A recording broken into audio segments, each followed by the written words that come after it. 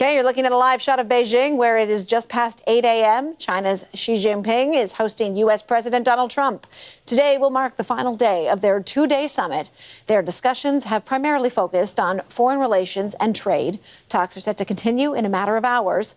Day one saw the two leaders attend a state banquet, with both leaders agreeing that trade talks were making progress. I'd now like to raise a glass and propose a toast to the rich and enduring ties between the American and Chinese people.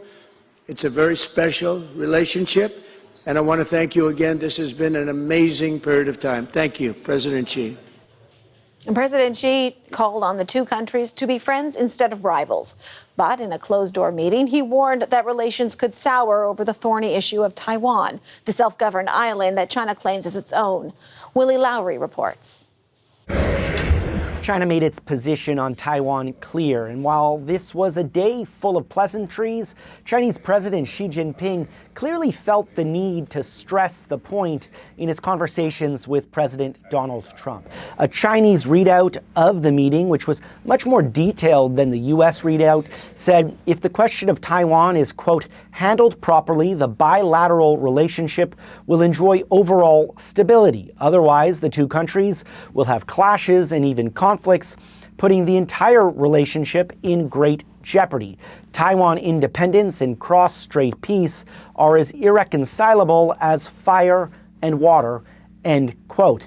In an interview with NBC, Secretary of State Marco Rubio, who is in China alongside Trump, said the U.S. position on Taiwan is unchanged.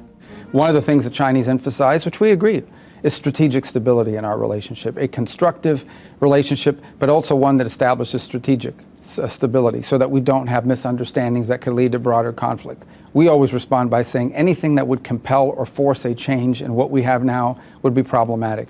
And we would certainly, our policies on that have not changed. While China stressed the issue of Taiwan, Trump was really hoping to focus on the economy and trade. A who's who of American business leaders and tech leaders, including Elon Musk, Apple's Tim Cook, and NVIDIA's CEO Jensen Huang, joined the president on the trip.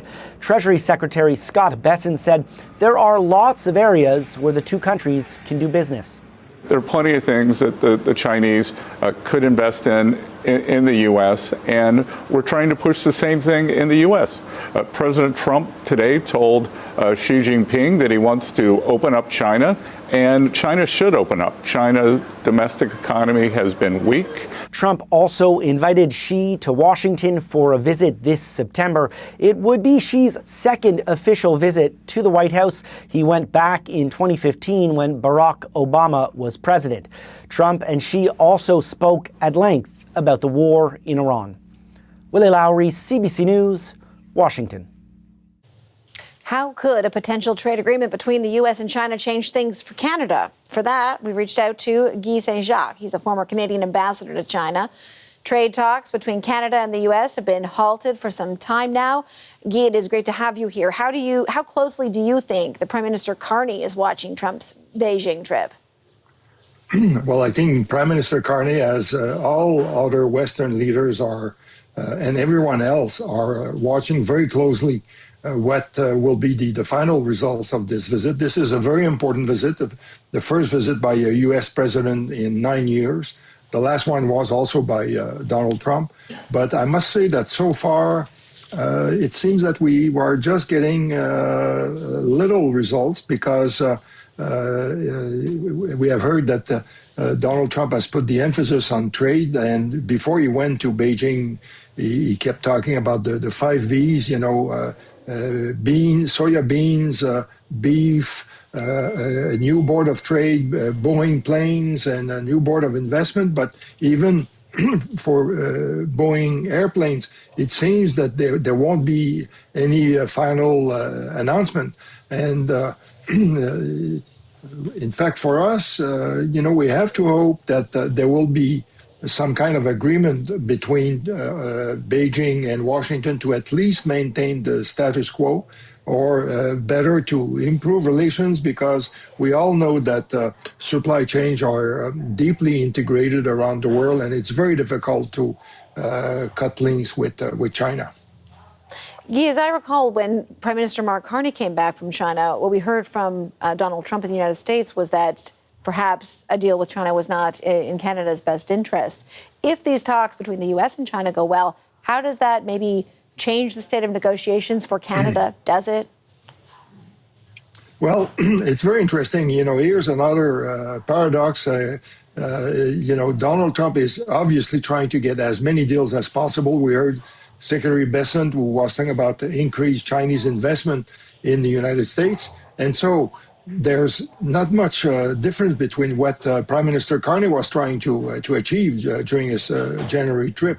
I think, in fact, we have to watch very closely what will be finally agreed, because if, as expected, there are increased sales of American agricultural products to China, it may impact on our own trade, because we are competitors in terms of beef, pork, or seafood export, and soybean, soya, and canola are in competition.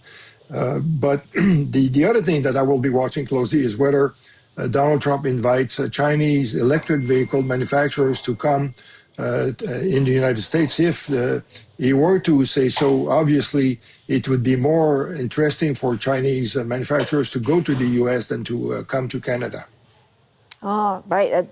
That is interesting. And listen, I'm so glad we have you on the air with us right now. Just coming across the wires right now, the U.S. Trade Representative says Jamieson Greer, saying that we expect to see an agreement for double-digit billions of dollars in agricultural sales to China coming out of this summit, and that China's fulfilling promises on soybean purchases. What's your reaction to that?